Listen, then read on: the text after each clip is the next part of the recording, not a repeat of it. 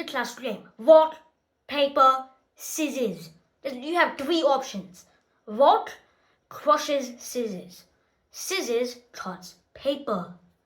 And paper, it covers rock. However that works. Literally everyone knows this game. We've been playing forever. Like for a long time. That's only you know. And anyone can play it as long as they're over the age of 4. As long as you have like 10,000 brain cells, you can play it. It's the most simple game out there. There's literally nothing else to it. It's just pure randomness bliss. Like, you literally can't get simpler than this. And thus, I will end this video short, as this is all there is to rock, paper, scissors. Or is it? Because as you can see, my friend, rock, paper, scissors is a much harder thing to master than you may think. Because rock, paper, scissors is undoubtedly one of the hardest games ever to master. It takes willpower, psychology, bluffing, and many years of practice. By many years, we mean watching some kid ramble on about this game for 8 minutes. So, my friend, there's something called game theory.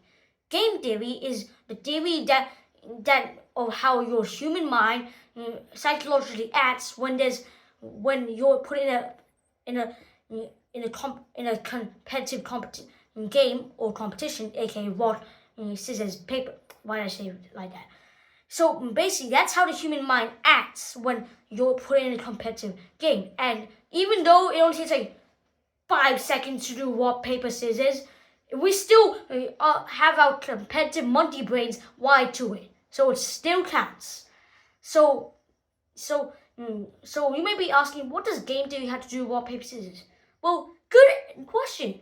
Now a bunch of Chinese researchers did a research where they got like 3,000 or so university students to just do rock, paper, scissors. Actually, that's kind of boring. For like a few minutes or hours or something like that. And the results were kind of interesting.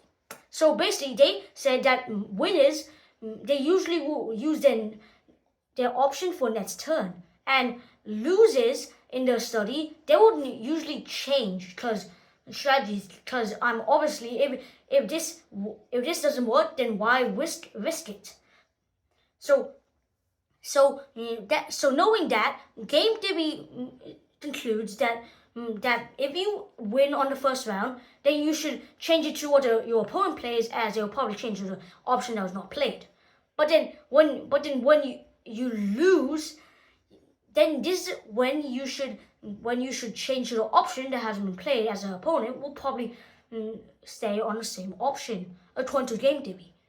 But there's more to it, because obviously human psychology is way more complicated. Now you may already see a mathematical flaw with rock, paper, scissors. You got 3 options. You got a chance to pull scissors, paper, rock, or paper. Now, since you have 3 options, there's 3 options for each of those 3 options. Does it make sense? It makes sense to me. So basically, if you pull out scissors, then there's 3 options of what can happen. So either you win, you lose, or it's a draw. Which most time it's a draw, if you ever play rock, paper, scissors. But you already see the problem. You got a 1/3 chance of winning, 1/3 chance of losing, 1/3 chance of or drawing and doing nothing. So obviously, that's a big problem, because with game theory, it never really states what to do if it's a draw. Maybe change it? Now, that's when your strategy can fall apart. So in the Big Bang Theory, that TV show from like the 1980s, 1990s, Sheldon proposed playing the game rock, paper, scissors, lizard, Spock. So I'll explain to you all the nitty-gritty about it, because I doubt any of you even know this exists. So rock crushes scissors. Scissors cuts paper. Rock is covered by paper. Rock crushes lizard. Lizard is captured by scissors. Spock is poisoned by the lizard. Spock dissolves rock. Paper disproves of Spock. Scissors is crushed by Spock. I have no idea what Spock is. And then finally, I think, oh yeah, lizard eats paper. Very simple, I know.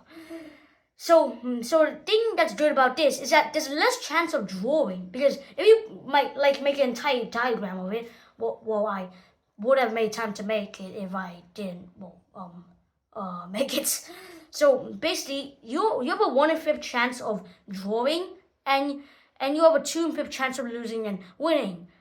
This is obviously an improvement because well, there's more stuff happening. Obviously, like it's not just like it's a lot more compelling than. Yeah, I think you get the point.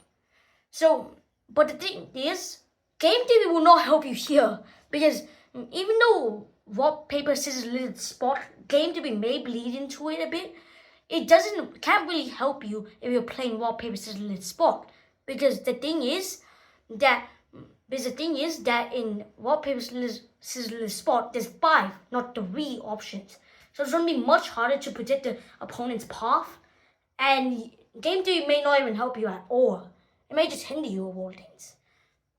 So that's why game theory is completely useless, because since there's like 2 more options, there's 2 more options the opponent can go to, and you cannot just know what they're going to go to unless you're psychic. So that's why game theory may not actually help. Now you may be thinking, yes, why can't you just throw random stuff?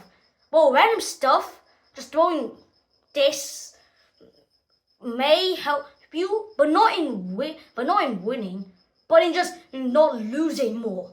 Because if you're just throwing random stuff, sure, you're unpredictable, but the thing is that most time you just draw or just outright lose. So all it'll do is literally just lower the chances of you losing. That's all throwing random stuff will do. Now, this is more psychological stuff about rock, paper, scissors. Never start with rock, because as this diagram I made for you says, people start with rock 35.4% of the time. So if you start with scissors, you get smashed. And so obviously you must start with paper, because most of the time that will count to rock, because that's what people pick.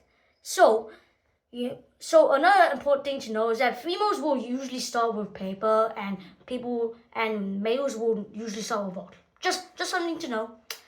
And this may be because rock is literally the thing that you start the game with. Like, this is literally how you wind up in the game. So I think you can tell why people start with rock. Also, because rock is a sign of dominance.